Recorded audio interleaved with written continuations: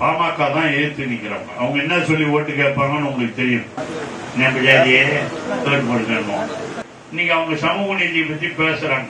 சமூக நீதியை பத்தி இப்ப யார் கூட தேர்ந்தெடுக்கிறான்? பிஜேபி கூட இருந்து சமூக நீதி பத்தி பேச முடியுமா? அவங்க கூட சேர்ந்து எல்லோரும் நாளையிலிருந்து வீடு வீடா போய் உட்கார்ந்து தேர்தல் பிரச்சாரம் செய்ய வேண்டும். அதுதான் மிக மிக மிக முக்கியம். இதுல எல்லா சமுதாயத்தை சார்ந்தவர்களும் இருக்கோங்க.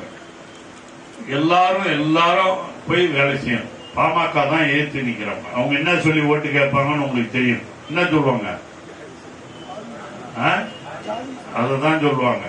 அதை நாம கண்டிக்கணும். நம்ம கிட்ட இங்க இருக்கிறவங்க எல்லாம் யாரு? இளைஞரணி மாவட்ட அமைப்பாளர் தினகரனே அந்த ஜாதி தான். இங்க இருக்கிற நம்ம கேண்டிடேட்டு அந்த ஜாதி தான். இங்க இருக்கிற ஜெயச்சந்திரன் டிஸ்ட்ரிக்ட் சேர்மேனு அந்த கம்யூனிட்டி தான். நம்ம கிட்ட யாரும் அந்த கம்யூனிட்டி இல்லாதவங்களே கிடையாது. எல்லாம் அந்த கம்யூனிட்டியில் தான். நிறைய நாம திமுகவில் வளர வைத்ததே திமுக தான்.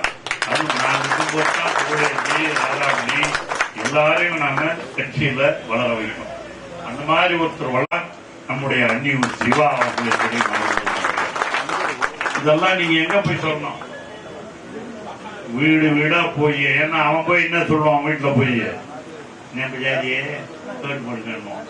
அதை நீங்க போய் சொல்லணும். அவங்க ஜாதிக்காக ஒன்றும் பண்ணல. உண்மையிலேயே 20% இடஒதுக்கீட்டை வழங்கியது தலைவர் கலைஞர்.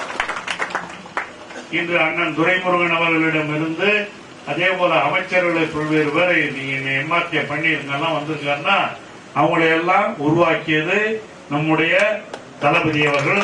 அவர்தான் உருவாக்கியிருக்கார். தலைவர் கலைஞர் உருவாக்கியிருக்கார். ஆக நமக்கு எல்லாம் ஒண்ணுதான்.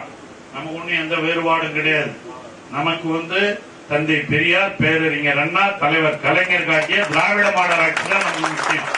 எல்லா ஜாதியும் எல்லா சமுதாயமும் ஒன்று. அடித்தளத்திலே இருக்கிற மக்கள் சமூக நீதியை பெற்று வளர வேண்டும். உண்மையிலே சமூக நீதிக்காக குரல் கொடுத்தது பெரியார் தான். இன்னைக்கு அவங்க சமூக நீதியை பத்தி பேசுறாங்க. சமூக நீதியை பத்தி இப்ப யார் கூட தேர்ந்தெடுக்கிறான்? பிஜேபி கூட இருந்து சமூக நீதி பத்தி பேச முடியுமா? அதெல்லாம் இளைஞர்கள் உங்களுக்கு எல்லாம் நீங்க தான் வீடு வீடா போய் உட்காந்து சொல்லணும். இதெல்லாம் எல்லாருக்கும் தெரியுது. இந்த காலத்துல யாருக்கும் தெரியாது இல்ல. நம்மளை விட அவங்க எல்லாம் தெளிவா இருக்காங்க.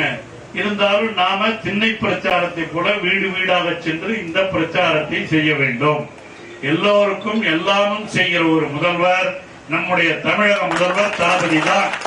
அதுவும் குறிப்பாக பெண்களுக்கு என்று இப்பொழுது உரிமை தொகையாக 1000 ரூபாய் கொடுத்திருப்பது, இலவச பேருந்து கொடுத்திருப்பது, இளைஞர்களுக்கு சிற்றுண்டி வழங்கி இருப்பது, அதை விடலாம் முக்கியம் இளைஞர்களுக்கு வேலை வாய்ப்பு. நேற்று கூட ஒரு 99 பேருக்கு வேலை வாய்ப்பு கொடுத்திருக்கிறார். இந்த இன்னும் 2 ஆண்டுகளுக்குள்ளாக 75,000 இளைஞர்களுக்கு தமிழ்நாட்டில் வேலை வாய்ப்பு கொடுப்போம். இளைஞர்கள் எதிர்பார்க்கறது அதானே, வேலைதான். நாங்கெல்லாம் படிக்கும் போது எல்லாரும் இந்த காலத்திலிருந்து அந்த காலத்துல எல்லாம் எதிர்பார்ப்பது வேலை வாய்ப்பு.